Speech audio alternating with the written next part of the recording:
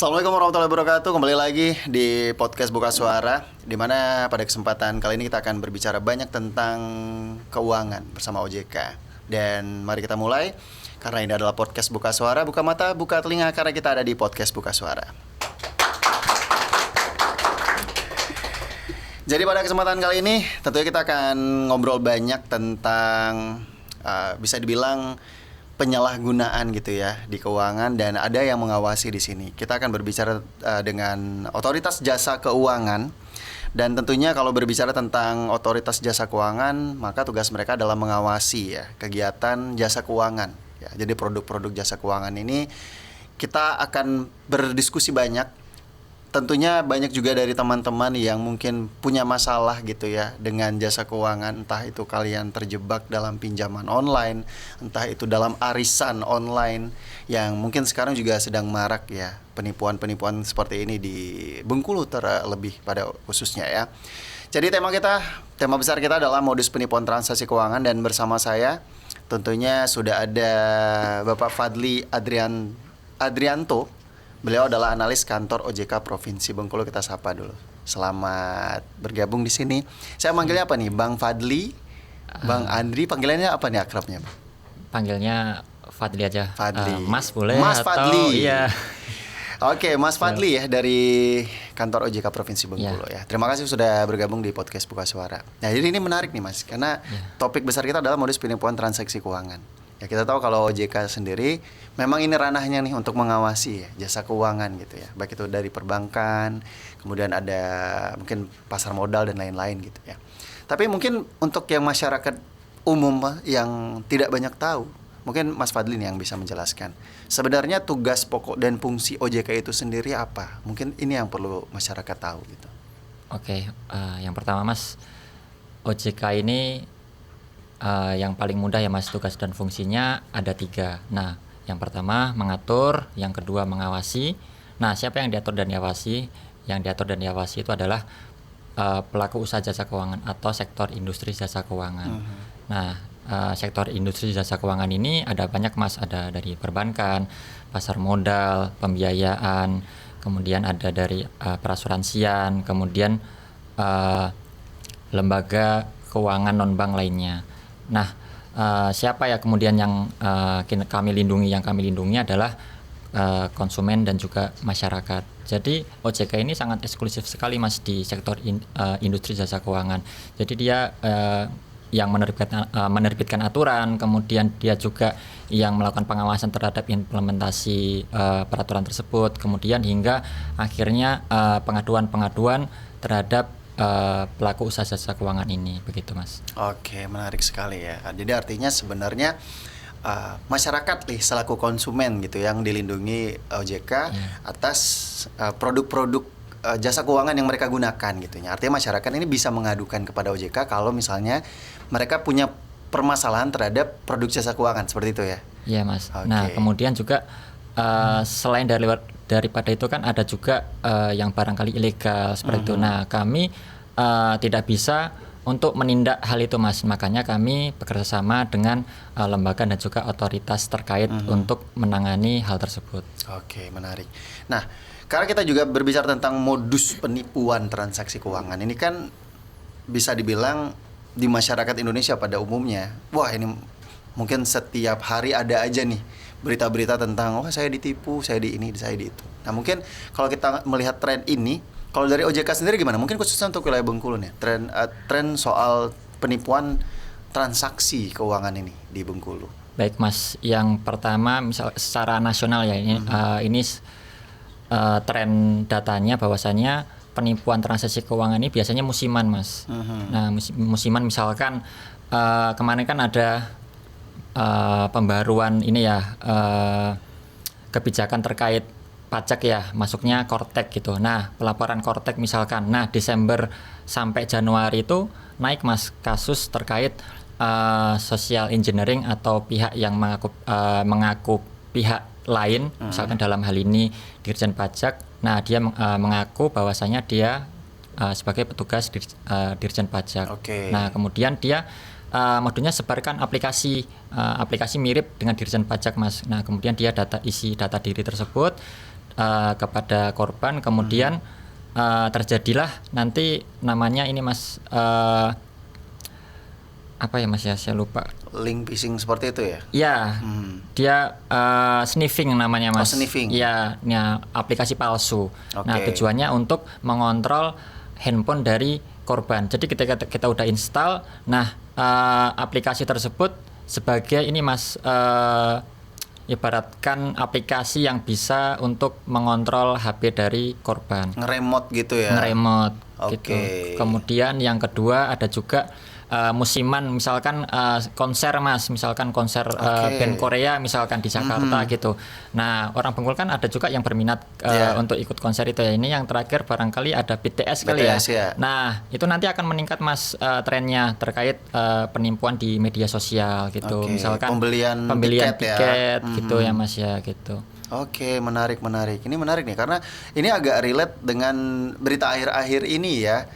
Dengan mungkin BTS yang paling relate nih karena kemarin saya lihat di sosial media itu lagi rame, memang ternyata ada pembelian tiket just tip seperti itu yang ternyata ini ya penipu dan sampai nilainya sampai luar biasa besar. Nah, kalau dalam hal seperti ini ya, apa itu bisa sebagai OJK ya otoritasnya? Itu OJK bisa apa ya, setidaknya mencegah nggak sih sebenarnya ada kejadian-kejadian seperti ini? Oke Mas, untuk yang pertama sudah pasti melakukan ini ya tindakan preventif ya Mas ya, khususnya terkait edukasi ke masyarakat, dan juga kami terima kasih sekali sudah diundang di podcast ini karena ini juga sebagai bagian dari media untuk melakukan edukasi. Nah, yang kedua juga kami tidak bisa untuk mencegah ya tiap kasus kita langsung mencegah kasus yang terjadi. Nah, kami hanya bisa memberikan informasi bahwasannya kami ada program namanya Indonesia Anti Scam Center atau Pusat Penanganan Penipuan Transaksi Keuangan. Nah, di ASC itu misalkan nih Mas, saya ditipu beli tiket tadi tuh. Nah, saya kan transfer tuh ke rekening pelaku.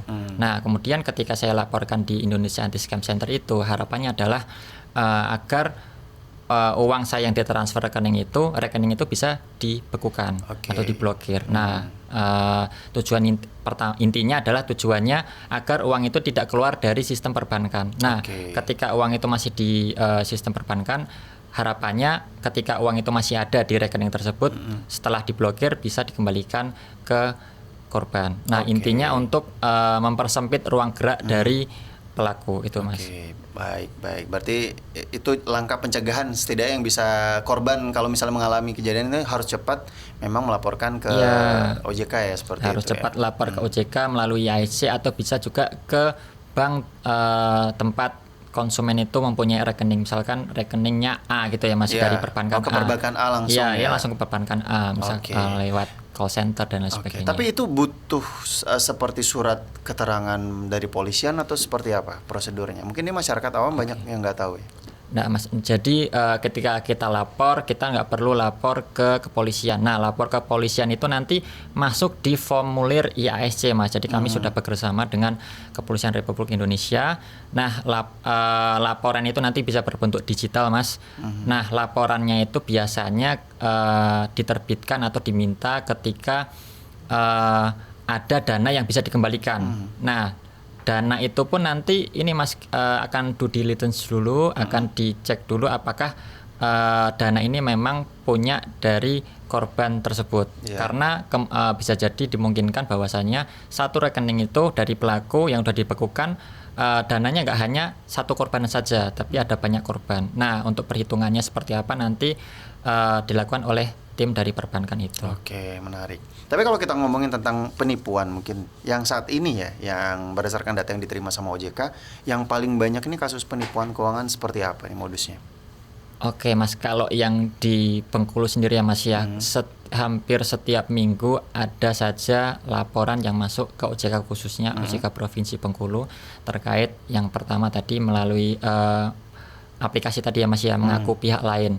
Nah, dia bisa ada dua macam Mas. Yang pertama memang menanamkan aplikasi tersebut, dia aplikasinya mirip dengan aplikasi resmi pemerintahan, misalkan dari Dukcapil, kemudian dari Dirjen Pajak gitu. Nah, yang kedua dia mengaku pihak lain sebagai customer service, misalkan di customer service e-commerce gitu, atau customer service logistik.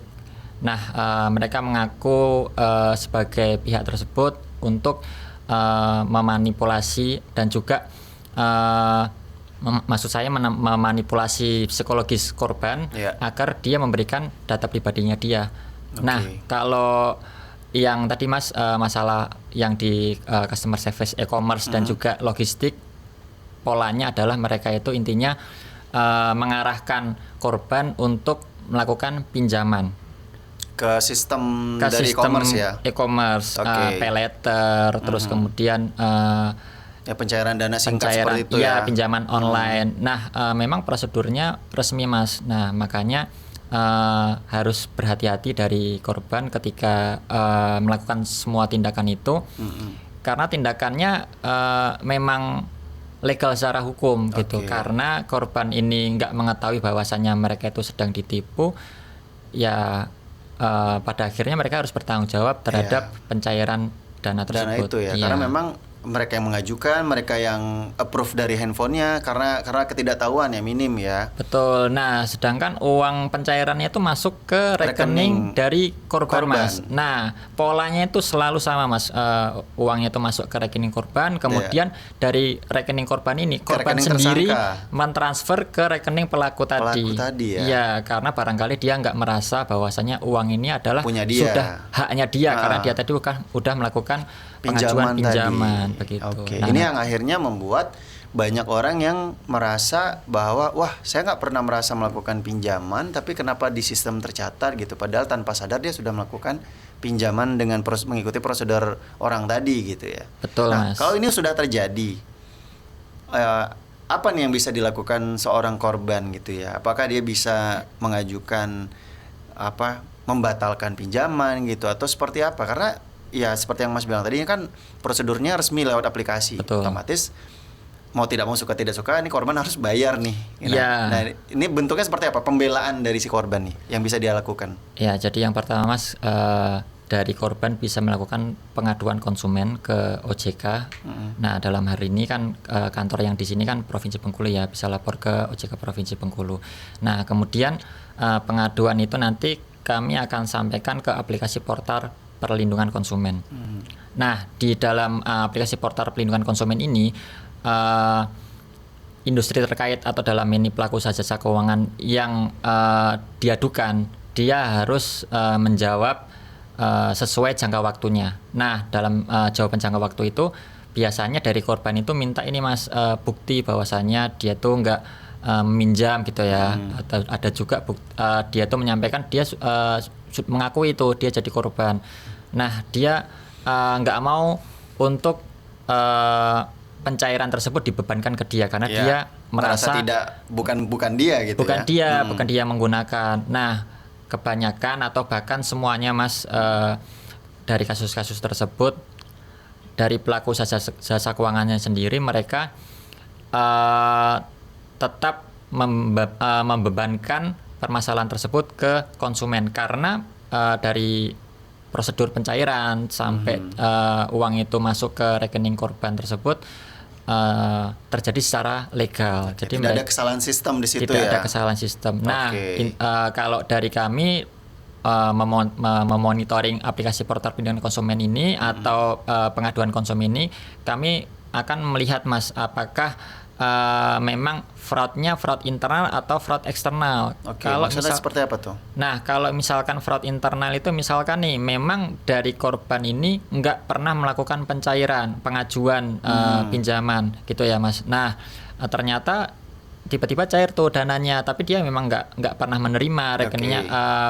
Transfernya nggak masuk ke rekeningnya dia. Aliran dananya tidak ada ya? Ya, kita lakukan verifikasi, kita minta verifikasi tambahan ke pelaku usaha jasa keuangan tersebut.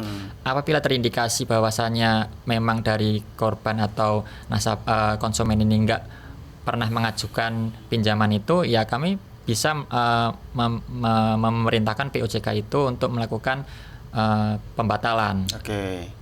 Kalau yang fraud eksternal tadi melibatkan penipuan, nah kami harus lihat dulu apakah memang terjadinya memang secara tanpa persetujuan. Misalkan saya punya kartu kredit ini Mas, misalkan, nah kartu kredit saya dibobol sama orang nih, yang saya kan nggak ngerti Mas. Nah itu bisa dilakukan pengembalian dana, karena bukan dia yang menggunakan.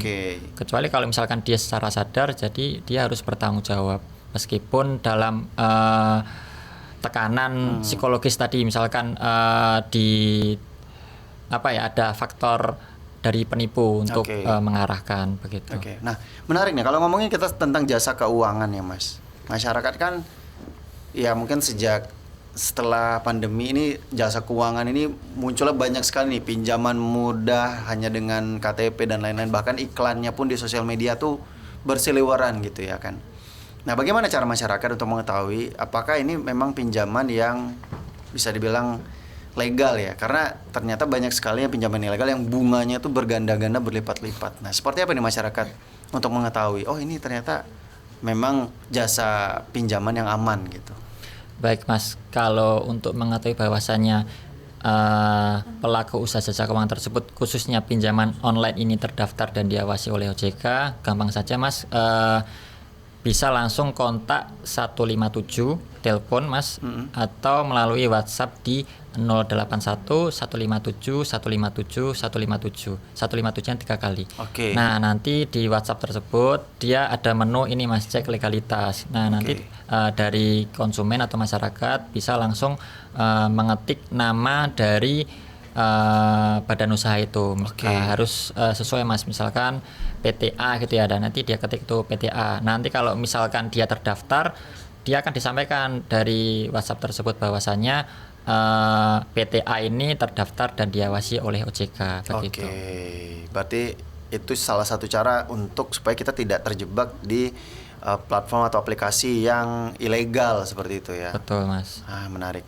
Tapi kalau kita ngomongin tentang pinjaman online seperti ini Mas, akhirnya tuh adalah orang-orang yang mengajukan pinjaman akhirnya tuh mencantumkan nomor handphone yang ada di kontaknya, sehingga kan kita ikut repot nih diteror sama pemilik aplikasi gitu, karena mungkin nasabahnya tidak bayar gitu. Nah, selaku orang nih yang mungkin merasa saya nggak ada urusan apa-apa, tapi kenapa saya harus ikutan ditelepon, dan itu kan sering terjadi tuh. Nah, ini orang yang di posisi ini, apakah dia punya kekuatan untuk ya mungkin melakukan aduan gitu ke OJK atau seperti apa gitu? Nah ini menarik Mas, jadi dari pihak yang merasa dirugikan tersebut, dia bisa melakukan pengaduan tadi ke OJK, karena pada dasarnya ketentuannya adalah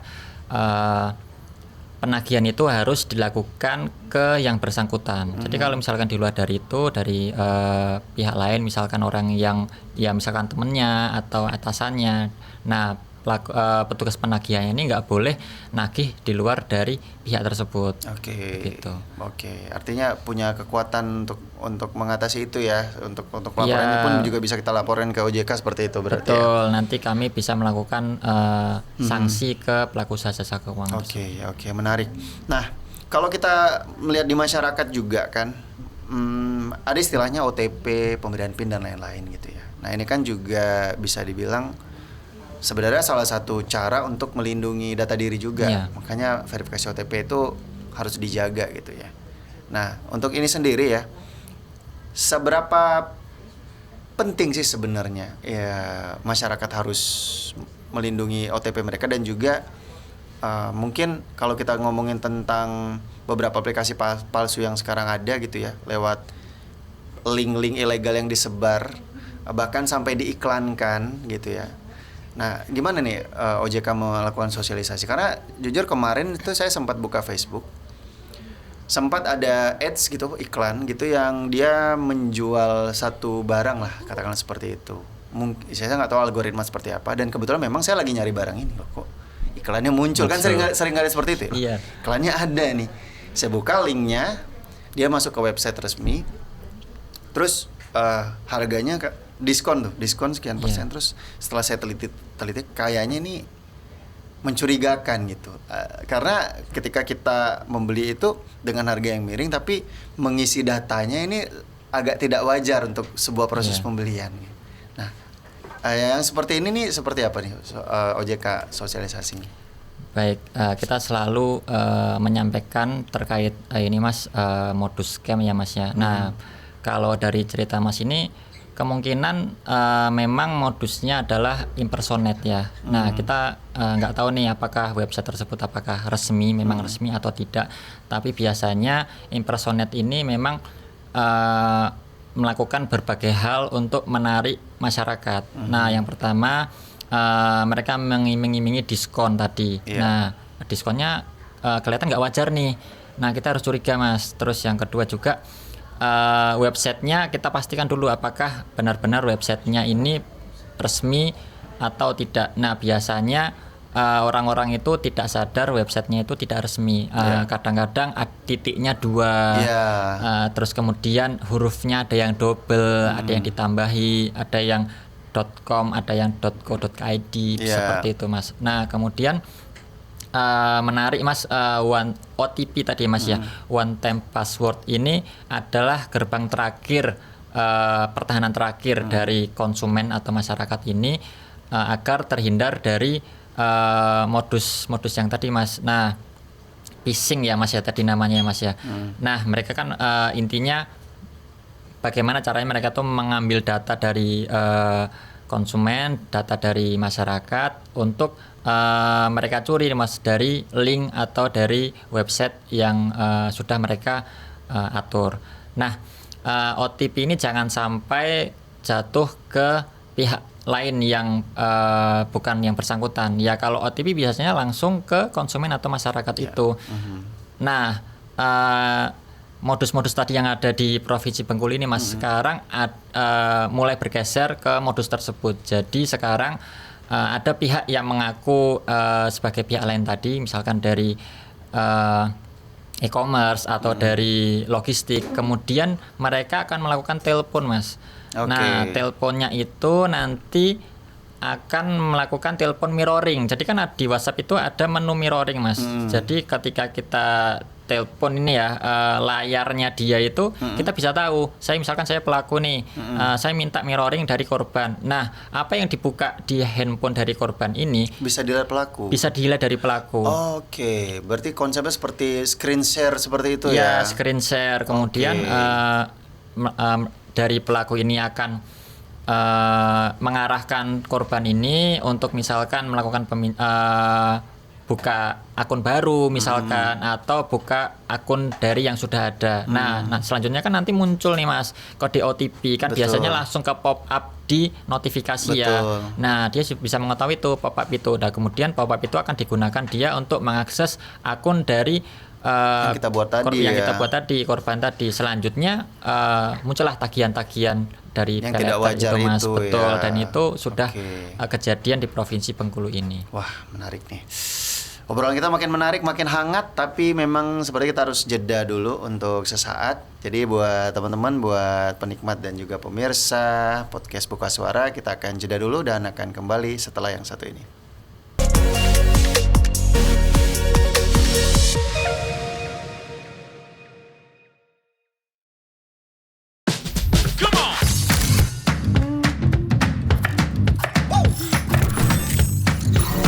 Ini baru enak. Dulu yang semalam di era di New Luar biasa. Aku baru aja diinterview di Pro 2 Jadi F&B sekarang tuh macam-macam. Kalau sekarang kan Coffee udah banyak.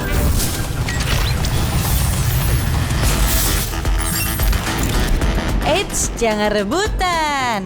RRI bisa dinikmati dari mana aja dan di mana aja. RRI multi platform, multi konten.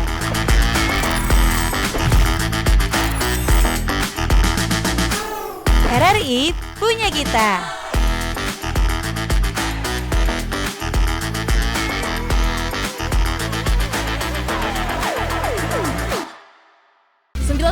Satu Pro 2 film teman terbaik kamu. Kali ini ada Mariana.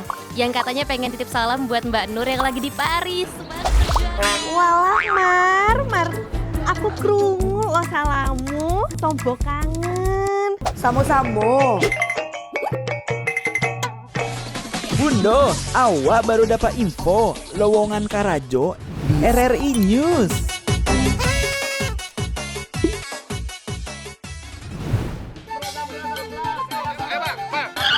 Nyanyi lagu apa kita, Pace? RRI digital saja toh.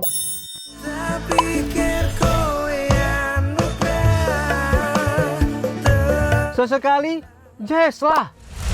Semangat ya manggungnya. Iya dong, kan mau bangun komunitas.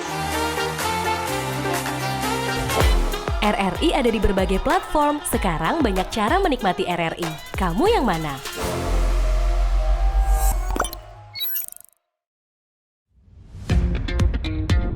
Selamat datang di era digital baru.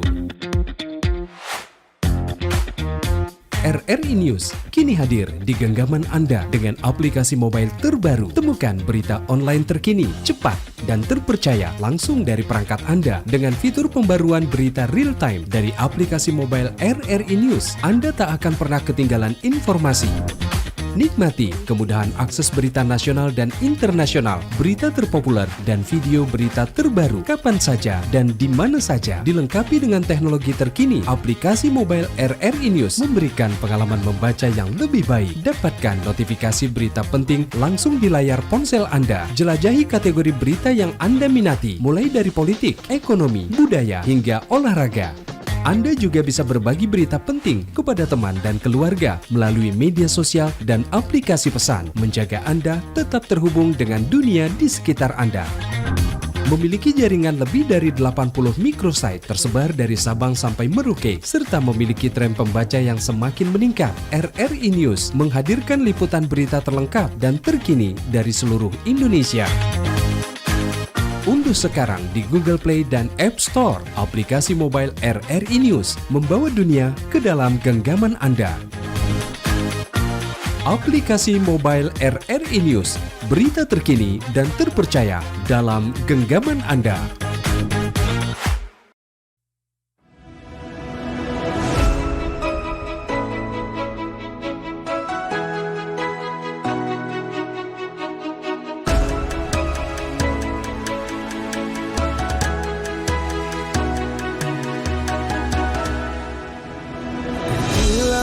Di samudra terbentang khatulistiwa, di situ ku ada bersamamu saudara.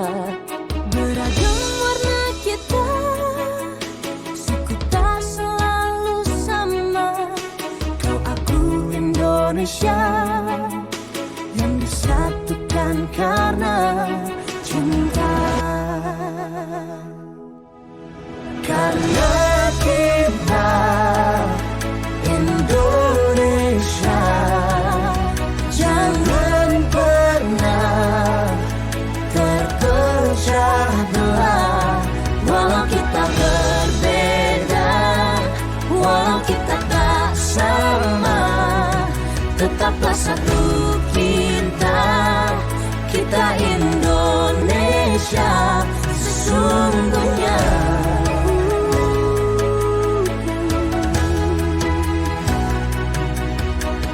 Kilauan semua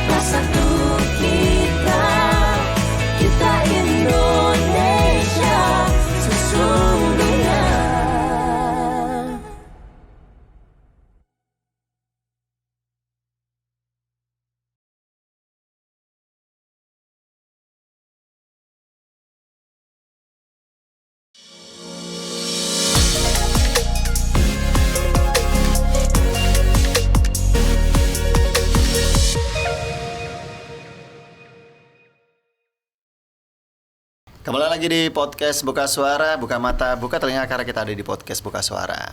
Dan kita masih berbicara tentunya bersama Mas Fadli dari kantor OJK Provinsi Bengkulu. Jadi obrolan kita sudah mengalir banyak sekali nih tentang modus penipuan tadi ya, tentang korban juga, sampai dengan mungkin akan mengerucut kepada, tadi kita sempat off the record ini di belakang kita berbicara tentang bahwa OJK itu juga bekerja sama gitu dengan lembaga lainnya gitu. Mungkin bisa dijelaskan ini, masyarakat perlu tahu juga nih Mas. Oke. Jadi ini Mas, kami kan tadi udah menyampaikan bahwasannya ada Indonesia Anti Scam Center tadi ya. Yeah. Nah, Indonesia Anti Scam Center ini kami melakukan pengembangan, Mas. Di situ ada banyak anggota, nggak hanya OJK, tapi juga otoritas dan juga lembaga terkait. Nah, tujuannya apa? Nah, di IASC ini lembaga dan otoritas terkait ini akan melakukan tugas dan fungsinya masing-masing. Misalkan dari OJK ya Mas ya, kita akan melakukan pengawasan di sektor industri jasa keuangan. Nah, ketika ada suatu hal yang memang tugas dan fungsinya ada di OJK, nah OJK akan melakukan tindakan. Begitu juga misalkan di perbankan, asosiasi perbankan gitu ya. Nah, itu kan masuk juga di anggota Indonesia Anti Scam Center. Nah, tugasnya perbankan apa? Misalkan dia bisa melakukan pembukuan rekening. Nah, yang punya otoritas pembukuan rekening kan ada di perbankan. Nah, mereka bisa melakukan pemblokiran rekening ke rekening pelaku. Kemudian juga ada juga asosiasi e-commerce Indonesia, itu juga masuk Mas. Kemudian ada asosiasi perusahaan efek Indonesia, asosiasi fintech Indonesia. Kemudian fintech syariah juga masuk. Kemudian ada asosiasi blockchain Indonesia, Asosiasi Digitalisasi dan Keamanan Cyber Indonesia. Nah, itu sekarang yang masuk di keanggotaan Indonesia Anti Scam Center atau Pusat Penanganan Penipuan Transaksi Keuangan. Nah, kemudian yang terbaru ini Mas, nanti akan masuk juga keanggotaan dari Asosiasi Telekomunikasi Indonesia. Oke. Nah, sekarang barangkali konsumen atau masyarakat sudah menemukan itu. Misalkan kita masuk ke aplikasi telekomunikasi, kita mau beli pulsa, nah nanti ada paket-paketnya nih Mas, anti scam misalkan. Nah, tujuannya apa? Nanti ketika kita beli paket itu, nanti ketika ada transaksi mencurigakan ya, telepon Mas, ada telepon dari pihak yang tidak kita ketahui, dan itu memang terindikasi scam, nanti akan ada muncul peringatannya bahwasanya nomor ini terindikasi scam. Seperti itu. Sering juga tuh kayak kita ditelepon sama telepon random setiap hari gitu ya. Isinya juga kadang entah menawarkan asuransi, menawarkan pinjaman gitu ya. Pada dasarnya kan sebenarnya kita mungkin tidak butuh itu ya. Nah, tapi kalau kita mungkin lihat, kita kembali lagi skupnya, kita ngomongin tentang Bengkulu. Lagi rame ya beberapa waktu lalu ya kan. Ini soal arisan gitu ya. Betul, Mas. Arisan berantai ini yang akhirnya ternyata korbannya tidak hanya 1-2 orang, bahkan kolektif banyak sekali dengan nilai aset yang bahkan mencapai miliaran. Nah, dari OJK sendiri gimana nih? Mungkin kasus yang baru-baru ini rame gitu di Bengkulu. Ini kalau kita ngomongin tentang arisan ini mungkin memang korbannya kebanyakan wanita gitu ya. Dan terjadi akhirnya di Bengkulu tuh, selama ini saya lihat tuh biasanya di luar gitu ya. Oh, di luar, ternyata di Bengkulu ada nih orang. Ini OJK nya gimana? Mungkin di kasus yang di Bengkulu lah lebih spesifik. Baik, yang pertama Mas, kami perlu sampaikan bahwasannya arisan ini suatu arisan itu legal sebetulnya. Nah, tapi arisan itu bisa dikatakan legal ketika anggota dari arisan itu adalah circle-nya sendiri. Oke. Gitu. Nah, itu kayak sekarangnya di RRI, Dharma Wanita, RRI Bengkulu gitu Dharma Wanita gitu ya, melakukan arisan itu legal Mas. Nah, karena proses bisnis arisan itu kan sebenarnya memang menghimpun dana ya. Nah, menghimpun dana dan menyalurkan dana itu kan masuk dalam ranahnya perbankan. Nah, ketika ada suatu pihak yang melakukan proses bisnis itu, nah kalau nggak punya izinnya, nah maka akan dia katakan ilegal dan bisa ditindak secara hukum. Kemudian yang arisan akhir-akhir ini yang viral itu, yang bermasalah itu, nah dia itu ini Mas, memang awalnya satu circle-nya dia sendiri. Nah, arisan itu kan terjadi pada tahun awal mula tahun 2018 ya. Sudah lama ya. Sudah lama sebetulnya. Nah, kemudian yang jadi masalah adalah yang arisan akhir-akhir ini karena polanya semakin berkembang Mas, arisan itu yang pertama awalnya dari circle-nya dia sendiri, kemudian berkembang ke luar dari circle-nya dia. Nah, bisa dibuktikan dengan adanya laporan dari masyarakat yang mengikuti arisan itu ternyata dia jauh di luar negeri.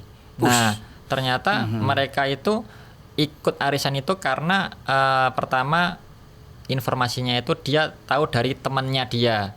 Nah, jadi dia nggak secara langsung kenal dengan isi dari anggota arisan itu.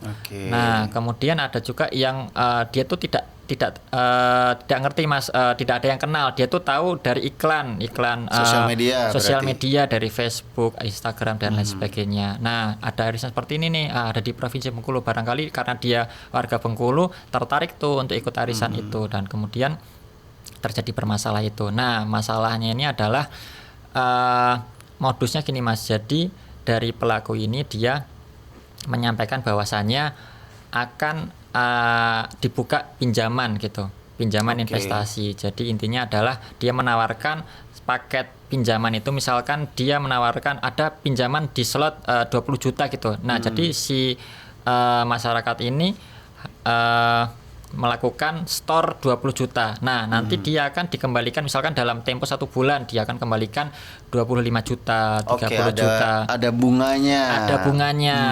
Ada keuntungannya. Nah, keuntungannya ini tidak berpola Mas di kasus arisan yang viral tersebut. Jadi sesuka dia, misalkan ada yang 20 juta sama tapi keuntungan itu beda-beda, 20, ada yang dikasihnya 30, ada yang 25, terus kemudian paket selanjutnya misalkan 40 juta, slot 40 juta dia keuntungannya berapa, seperti itu. Arisan itu legal ketika masih satu lingkup. Gitu. Ketika sudah menyebar keluar, maka akan ada modus-modus yang disusupi ke dalamnya gitu ya. Ya, barangkali nanti bisa di-cut ke yang tadi Mas, investasinya itu nggak berpola tadi. Terus menawarkan pinjaman. Oh, barangkali saya mau nambahin ini Mas. Nah, karena arisan ini tadi melakukan proses bisnis yang mirip dengan perbankan, makanya si pelaku ini melakukan pelanggaran hukum, ilegal seperti itu ya. Betul, karena menghimpun dana masyarakat. Itu yang dilarang karena harus berbadan hukum resmi ya. Betul. Berarti poinnya di situ adalah bahwa memang arisan yang kolektifan seperti ini menghimpun dana di luar circle seperti tadi. Bahwa itu adalah sesuatu yang ilegal karena tidak berbadan hukum resmi. Iya, gitu karena yang bisa menghimpun dana masyarakat dan menyalurkannya sebagai pinjaman hanya perbankan saja. Kemudian ini juga Mas, dari OJK, tugas dan fungsi OJK di kasus ini adalah kami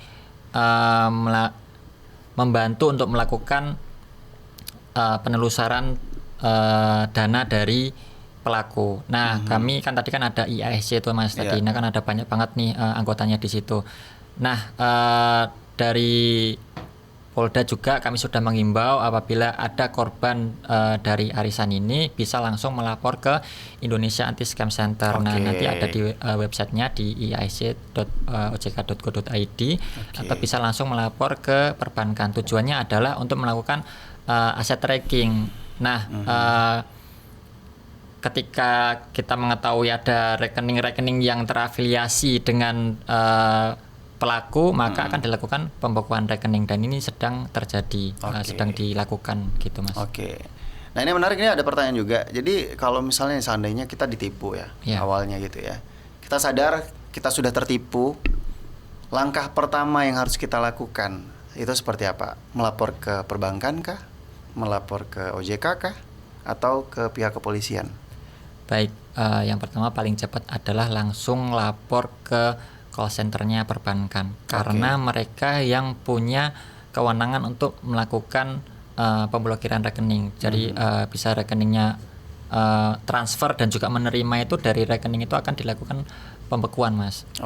Nah, ketika dari perbankan itu udah yakin bahwasanya ini memang kejahatan transaksi keuangan, maka mereka akan melakukan pemblokiran. Nah, itu sebagai bentuk preventif agar dana hasil dari tindak pidana tersebut bisa diselamatkan, biar nggak kemana-mana. Nah, kemudian tapi tidak sesederhana itu Mas, karena biasanya dari pelaku ini punya banyak rekening multi layer. Dia misalkan di perbankan A gitu ya, pertama dia menerima dana itu dari korban. Nah, kemudian dia punya juga rekening B, rekening C dari bank yang berbeda-beda. Nah, makanya kami membentuk IASC ini tujuannya adalah untuk melakukan co-location. Jadi kami ada satu lokasi di kantor kami di Jakarta. Nah, di satu ruangan itu isinya asosiasi perbankan tadi. Nah, intinya adalah ketika ada laporan bisa langsung dilakukan tindak lanjut. Begitu. Jadi semuanya sudah terkoneksi di situ ya. Betul, Mas. Nah, kalau lapor langsung ke perbankan karena mereka yang punya sistemnya. Kalau lapor ke OJK dulu kan nanti nggak semua orang itu dekat sama kantor OJK. Iya. Oke, menarik ya. Nah, kalau kita ngomongin mungkin dari lebih detail program OJK yang dalam waktu dekat yang akan dilaksanakan, kira-kira ini apa nih? Mungkin Mas Fadli bisa ngasih bocoran sedikit mungkin ke masyarakat yang lagi menonton podcast ini, apa nih yang ingin dibuat nih sama OJK Bengkulu khususnya dalam waktu dekat? Baik, yang pertama kami pasti melakukan edukasi rutin, Mas. Jadi setiap surat yang masuk ke kami mengenai permohonan narasumber, kami pasti akan fasilitasi selama jadwalnya cocok dengan kami. Nah, nanti kami akan lakukan koordinasi lebih lanjut ke panitia. Nah, kemudian yang kedua, kami akan melakukan edukasi ke Kabupaten Lebong karena kami punya target bahwasannya kami harus melakukan edukasi ke semua kabupaten kota di Provinsi Bengkulu. Kemudian yang terdekat juga nanti ada acara Hari Indonesia Menabung. Nah, nanti sasarannya pelajar. Kemudian ada juga bulan literasi keuangan dan bulan inklusi keuangan yang akan menyambung sampai bulan November nanti. Karena tadi kita udah menyenggol soal pinjaman online, maka kita akan ngomongin konteksnya judi online juga nih. Apakah judi online di sini tuh masih dalam skop pengawasan di OJK atau seperti apa nih? Karena kita tahu sekarang ini tuh sesuatu yang diberantas juga gitu ya sama negara kita gitu ya, sama mau dilawan juga. Seperti apa nih kalau OJK melihat transaksional lewat situs judi online gitu? Nah, judi online ini kan pada praktiknya pasti sudah lintas sektoral ya, Mas ya. Dari judi online bisa di ranahnya PPATK juga, di ranahnya sistem pembayaran Bank Indonesia, terus kemudian di OJK juga, kemudian kepolisian juga masuk. Nah, sebetulnya semua lembaga yang ada di Indonesia ini sama-sama memerangi judi online gitu. Nah, terkait bagaimana kami berperan di situ, kembali lagi ke tugas dan fungsinya masing-masing. Nah, pernah ada nih, Mas, kasus di Provinsi Bengkulu sendiri.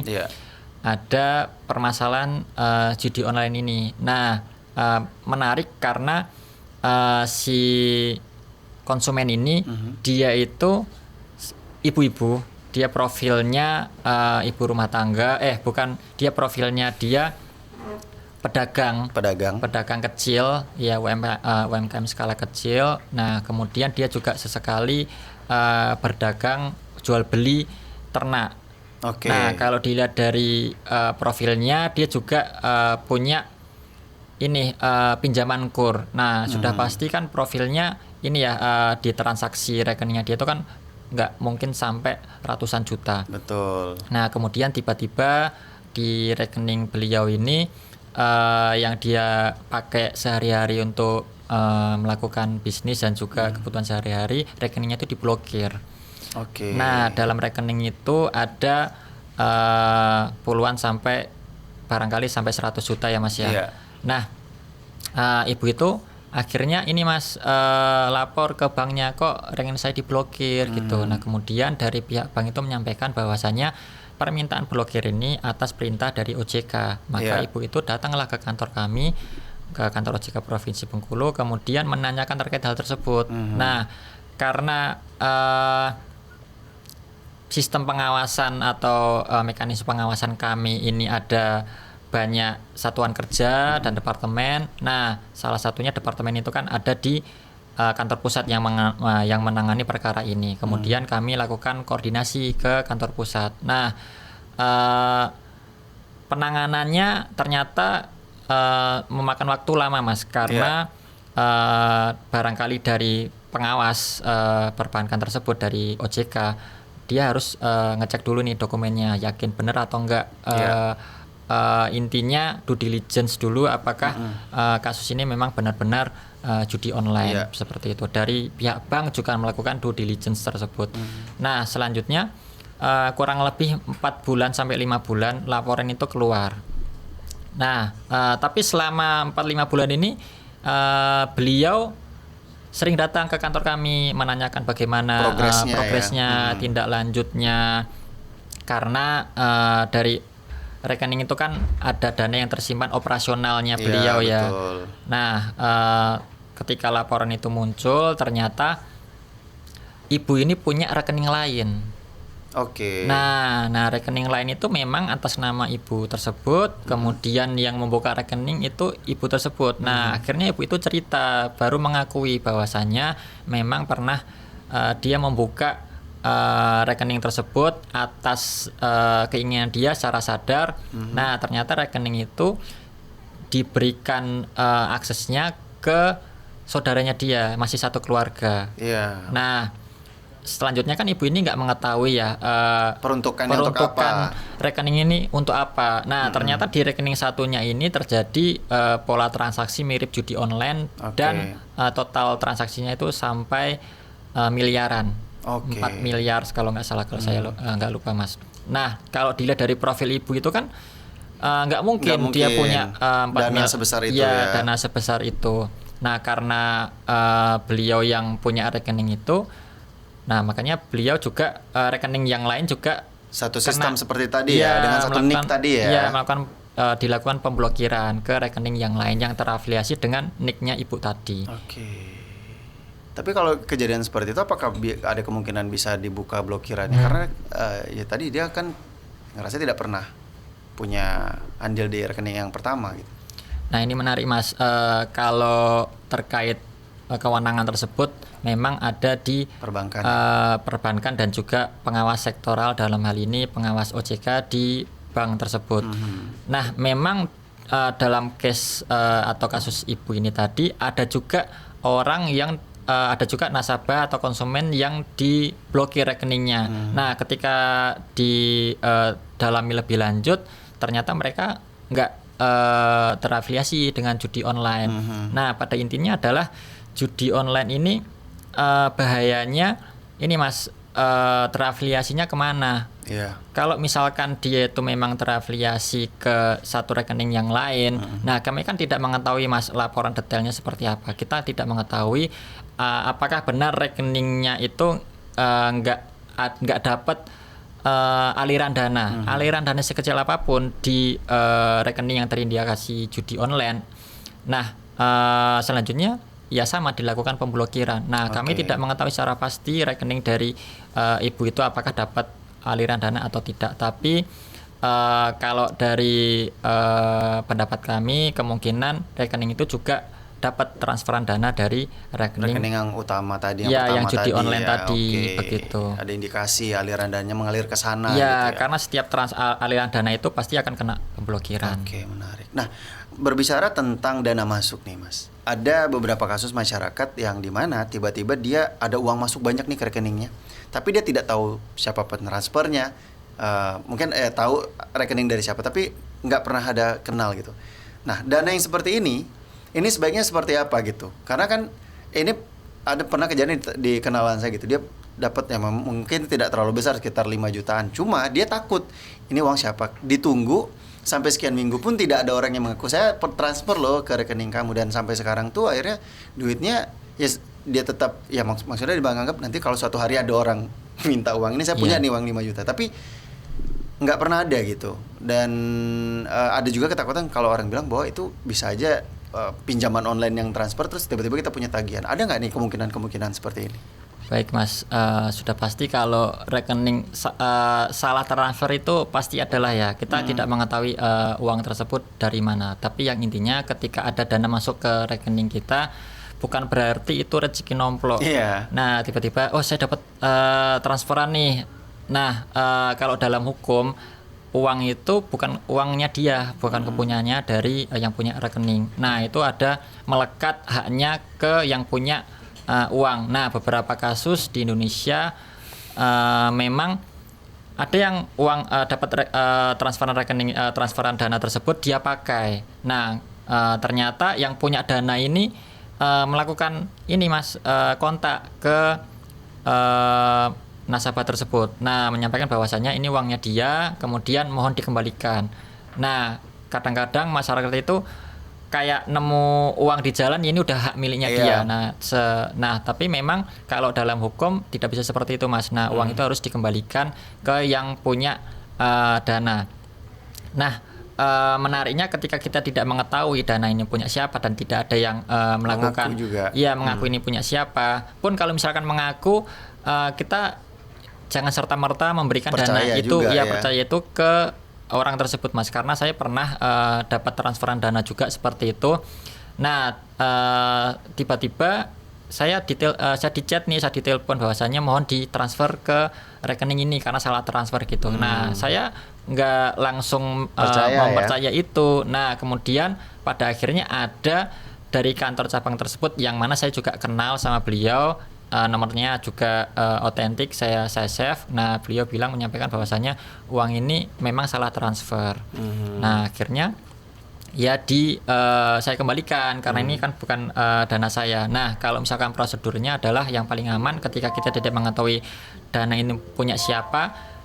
Nah, seharusnya dana ini kita laporkan ke bank punya kita sendiri. Misalkan saya punya rekening A dari bank A gitu ya. Nah, saya laporkan nih di bank A tersebut untuk melakukan pengembalian ke banknya itu tadi, Mas. Jadi ketika kita tidak mengetahui punya uang siapa, kita berhak untuk mengembalikan itu ke bank gitu. Jadi nanti resikonya nggak ke kita juga ya. Begitu.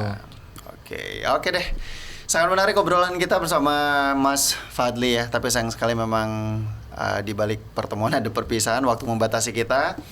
Dan paling kesimpulannya adalah memang masyarakat dituntut untuk lebih awas gitu ya terhadap transaksi yang terjadi khususnya di lingkup keuangannya. Jadi harus benar-benar teliti setiap transaksi yang ada tadi seperti Mas Fadli bilang, apalagi untuk kode OTP dan lain-lain itu benar-benar harus dirahasiakan gitu, Mas ya. Sekali lagi terima kasih Mas Fadli. Sama-sama, waktunya. Sampai ketemu lagi di lain kesempatan. Dan saya tutup podcast Buka Suara kita kali ini. Sampai jumpa lagi di podcast Buka Suara berikutnya. Buka mata, buka telinga, karena kita ada di podcast Buka Suara.